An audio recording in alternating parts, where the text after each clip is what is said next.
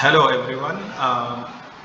In this video we will work on question 18 from the coverage of the end of term exam. So this is a particle moves along the y-axis. So this is a key phrase in this question, that the particle is moving along the y-axis, so up and down. So it's so that its position at time t equals at time t is given by y of t, for t is bigger than 1. There are three parts to answer, A, B, and C. But before we discuss them, let's refresh our memories with something we studied earlier. When I ask you what's the derivative of 1 over x, you will rewrite it, you will get the x up, and then you will end up having negative 1 over x squared. It's like a formula you can memorize. So the derivative of 1 over x is negative 1 over x squared. The same thing with 1 over t. The derivative is negative 1 over t squared. So I'm going to use this concept while solving part A. Let's now start with part A. It says, show that the velocity of the particle at time t is given by v of t. So we have to show that the velocity is given by this formula. The velocity is, in part A, we know that the velocity is the derivative of the position function. So the position function is a product of two things, first and second. So let's apply the product rule here. The product rule says differentiate the first, leave the second, tan of 1 over t, right? Plus, leave the first, differentiate the second. The derivative of tan is secant squared of 1 over t, we keep the inner untouched, times the derivative of the inner. The derivative of 1 over t is negative 1 over t squared. Now we can simplify here. We can get rid of this t squared with t squared, and this negative sign we can write it here. So it becomes v of t equals 2t, oops, there is n here, tan of 1 over t minus secant squared of 1 over t. This is the velocity function, and if you compare it with this one, it's exactly the same. This is what the question is asking for. Show that the velocity is given by this, for sure for t greater than 1, as mentioned in the question. So this is part A. Look at part B. It says at time what? T equals 4 over pi. Most of the students will read it as pi over 4 because it's the most common. So pay close attention to this one. Is the particle moving toward the origin or away from the origin? To answer this question, we discussed before that, sorry, this is part B. The particle is moving across the y-axis, so it's traveling across the y-axis. So we have here the origin.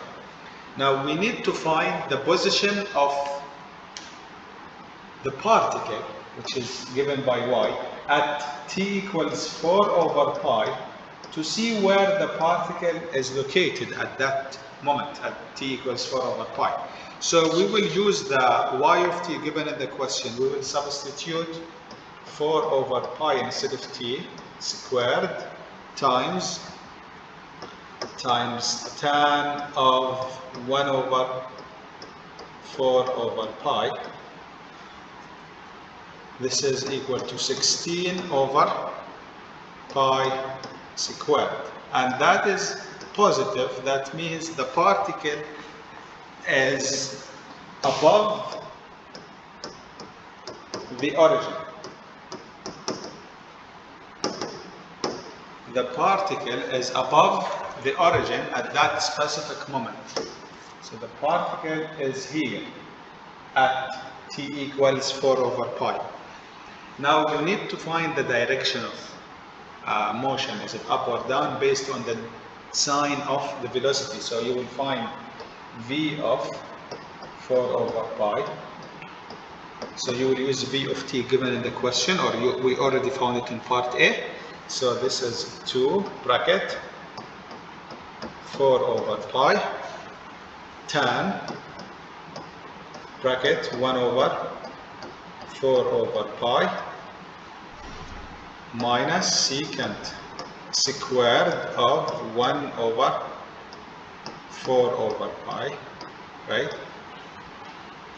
And if you use your calculator, you are going to get as given in the answer key, it is 8 over pi minus 2, and that is a positive value greater than 0. That means the particle is traveling upwards, right? So the particle is above the origin and moving up in this direction, right? So it is going or getting away from the origin.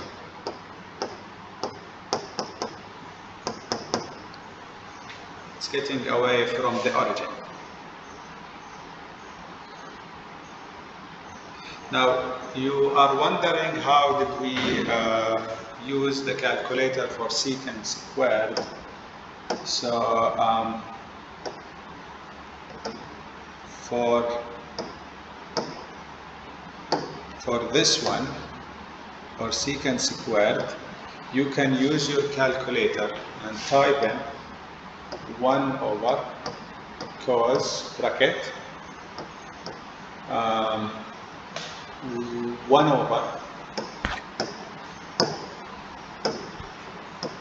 over 4 over pi, right, all square. This is the same as secant squared. So to find this by the calculator, secant squared, you can type in 1 over cos all squared. Now part C, it says that the velocity of the particle is given by, or it can be written as, one second, just scroll up. Yeah, the velocity can be written as v of t 2 tan 1 over t all over 1 over t minus secant squared of 1 over t. Find the limit as t approaches infinity of that v of t. So this is lesson 4.7, the L'Hopital rule. So part C is the limit as t approaches infinity of v of t, where v of t is given as 2 tan of 1 over t all over 1 over t minus secant squared of 1 over t. Now if you plug in infinity, okay, if you plug in infinity here, what's going to happen? You will get 2 tan 1 over infinity all over 1 over infinity minus secant squared of 1 over infinity, right? That is 2 tan of 0 all over 0 minus secant squared of 0. Okay, informally we're doing this, informally. Now secant squared of 0 is 1, so there is nothing wrong with the second term, which is secant squared. But tan of 0 is 0, and this is going to give you what? This term is 0 over 0, which is indeterminate form, So we will use the L'Hopital rule for the first term. So we will use the L'Hopital rule for this one. So let me erase what I have written here. And we have seen that this term is 1. There is nothing wrong with this term, but we have to use the L'Hopital rule here. So to use the L'Hopital rule here, you will use the you will differentiate the numerator and then you will differentiate the denominator. So 2's are constant, so leave it in front. The derivative of tan is secant squared of 1 over t times the derivative of 1 over t, which is negative 1 over t squared. This is the derivative of the n.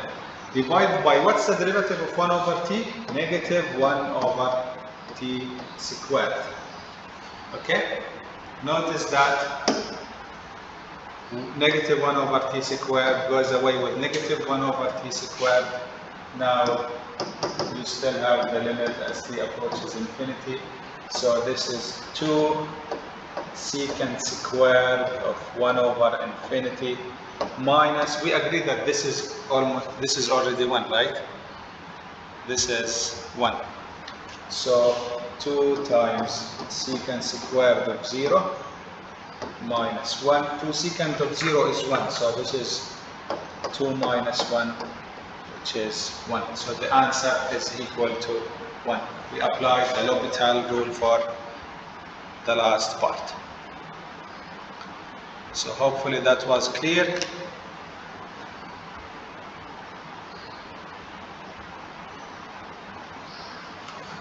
I wish you all the best, everyone. Good luck.